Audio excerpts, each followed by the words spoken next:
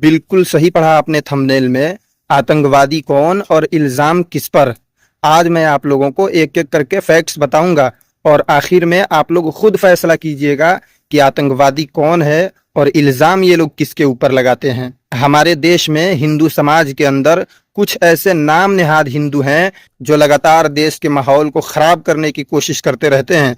उनको मौका मिलना चाहिए, बस मुस्लिम समाज को गरियाना है, मुस्लिम समाज के दिल को ठेस पहुंचाना है। अब इस सुअर के थूथ वाले गंदी नस्ल की पैदाइश को देखिए।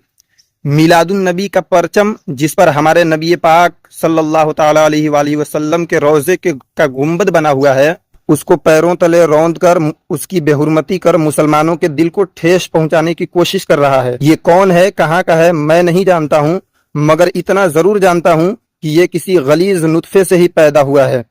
एक और नमूना है, इसको भी देख लीजिए। रविंद्र सिंह नेगी, दिल्ली के पटपड़गंज विधानसभा क्षेत्र से ये विधायक है। इसकी नीचता देखिए। निजाकत अली क्यों आ रहा है?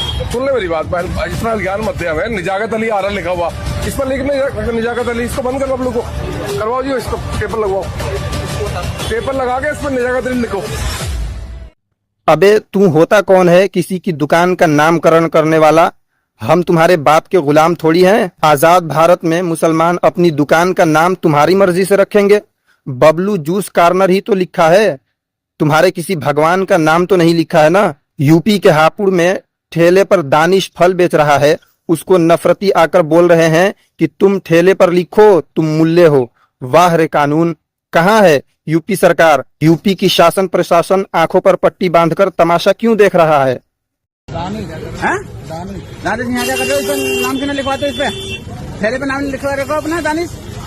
भाई सबको पता है, क्या पता है सबको? क्या पता है? इस पर नाम लिखो, इस पे तुम मुल्ले हो। हाँ चलो लेकर वापस चलो, निकलो यहाँ से, इधर से निकलो, चलो अभी बैक करो, इधर से लेकर चलो यहाँ से। अब तो इस पर बिरजी घाट में आप देख लिया ना, ध्यान रखिए फिर अच्छी बात न होने की है। पलट दूंगा ठेले वेले को। हिमाचल प्रदेश के हमीरपुर में वीएचपी का नेता पंकज भारती पहलगाम में पर्यटकों की हत्या के विरोध में स्थानीय मुसलमानों पर निशाना साध रहा है, मुसलमानों को भगाने की बात कर रहा है। आपको ये सभी को एकजुट एक मंच पे आना होगा। जैसे डोगरा जी ने दुकानें खाली करवाई हैं, वैसे हर गांव गली मोहल्ले में जाकर अपनी अपनी छोटी से छोटी कमेटी बनाकर वहां से इन मुस्लिमों को भगाना ही होगा। हमीरपुर बाजार में मुसलमानों को दुकानें देना बंद करो, बंद करो। दोस्तों, पहलगाम में जो आतंकी हमला हुआ वो पाकिस्तान से आए आतंकियों की कायराना हरकत थी। हमला पाकिस्तानी आतंकियों ने किया और ये गोबर भक्त आतंकी बदला भारत के मुसलमानों से लेना चाहते हैं। क्यों? क्योंकि इनकी इतनी हिम्मत तो है नहीं कि ये अपने पाफा से सवाल कर लें कि इतनी हाई सिक्योरिटी होने के बावजूद आतंकी 200 किलोमीटर अंदर आकर हमला करके वापस कैसे चले गए। आखिर सुरक्षा व्यवस्था में इतनी बड़ी चूक कैसे हुई? ये सवाल अपने पाफा से नहीं पूछेंगे।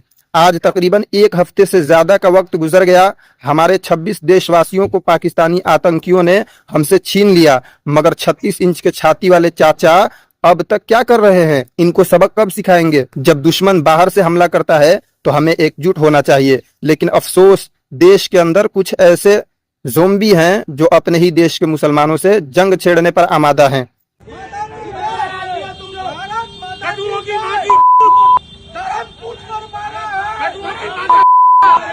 ये देखिए, इन नफरतियों ने सड़क पर पाकिस्तान का झंडा बनाया, नीचे पाकिस्तान मुर्दाबाद लिखा। यहाँ तक ठीक है, पाकिस्तान मुर्दाबाद लिखो, पाकिस्तान को पानी पी पी कर सोते जागते उठते बैठते गरियाओ, तुमको किसी ने नहीं रोका है। लेकिन ऊपर की तरफ देखिए, इन दंगाइयों ने इस्लामिक आतंकवाद भारतीय मुसलमानों को उकसाने के लिए लिखा है। आतंकियों ने नाम पूछकर मारा, क्योंकि उन्हें पता था कि नाम पूछकर मारेंगे तो ये लोग आपस में ही हिंदू मुसलमान करके लड़ते रहेंगे और हम बैठकर तमाशा देखते रहेंगे। और ये नफरतबाज लोग उसी रास्ते पर निकल पड़े हैं। एक तरफ सच्चे देशभक्त हिंदू और मुसलमान मिलकर सरकार से सवाल पूछ रहे थे, दूसरी तरफ ये नफरती चिंटू ट्रेंड चला रहे थे कि धर्म पूछा जाति नहीं। तो इनके पाफा ने शायद पहलगाम से ध्यान हटाने के लिए इन्हीं से पूछ लिया कौन जात हो। बहरहाल इनको मौका चाहिए मुसलमानों को गरियाने और उकसाने के लिए। किसी एक शख्स ने गलती कर दिया तो फौरन पूरी कौम पर ये निशाना साधते हैं। कुछ हिंदू संगठनों के चरमपंथियों ने तबरेज अंसारी के तरह JSR के नारे लगाकर सैकड़ों बेगुनाह मुसलमानों की जान ले लिया। हमने कभी सारे हिंदू समाज को हत्यारा बोला क्या? दीपेश गोहिल जैसे संस्कारी हिंदू जो फेसबुक के जरिए पाकिस्तानी एजेंट शाहिमा से संपर्क में था, 200 रुपए में हमारे देश के खुफिया राज पाकिस्तान को बेच रहा था, 42,000 रुपया जमा किया था, 42,000 रुपया जमा किया था, जिसको गुजरात ATS ने गिरफ्तार किया। क्या किसी मुसलमान ने इस देशद्रोही आतंकवादी के वजह से सभी हिंदुओं को पाकिस्तानी एजेंट कहा क्या? DRDO का ये वैज्ञानिक प्रदीप कुरुलकर तो याद होगा आपको, जिसको मई 2023 में महाराष्ट्र ATS ने गिरफ्तार किया था क्योंकि इसने पाकिस्तानी खुफिया एजेंट के साथ ब्रह्मोस, अग्नि और अन्य मिसाइल सिस्टम, ड्रोन और सैन्य ब्रीजिंग सिस्टम की अन्य खुफिया जानकारी साझा की, जिससे राष्ट्रीय सुरक्षा खतरे में पड़ सकती थी। क्या प्रदीप कुरुलकर के इस गद्दारी के वजह से किसी मुसलमान ने सभी हिंदुओं को देशद्रोही और गद्दार कहा क्या? नहीं, इसलिए कि हमने वो नफरत का पाठ नहीं पढ़ाया गया है। गलती एक करे और गाली सबको दो। अब तुम खुद बताओ कि तुम्हारे हिसाब से असली देशद्रोही, आतंकवादी, पाकिस्तानी जासूस, भारत का गद्दार कौन है?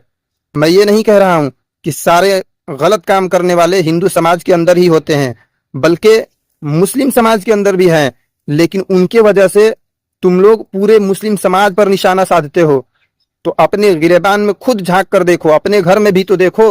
हिंदू समाज के अंदर ऐसे ऐसे संस्कारी आतंकवादी पड़े हुए हैं, लेकिन हम एक हिंदू की वजह से सारे हिंदुओं पर निशाना नहीं साधते हैं, सबको आतंकवादी, देशद्रोही नहीं कहते हैं। हमने सच्चाई और हक का पाठ पढ़ा है और हमेशा इंशाअल्लाह हक के लिए जुल्म के खिलाफ आवाज उठाते रहेंगे, चाहे हमारी जान ही क्यों न चली जाए।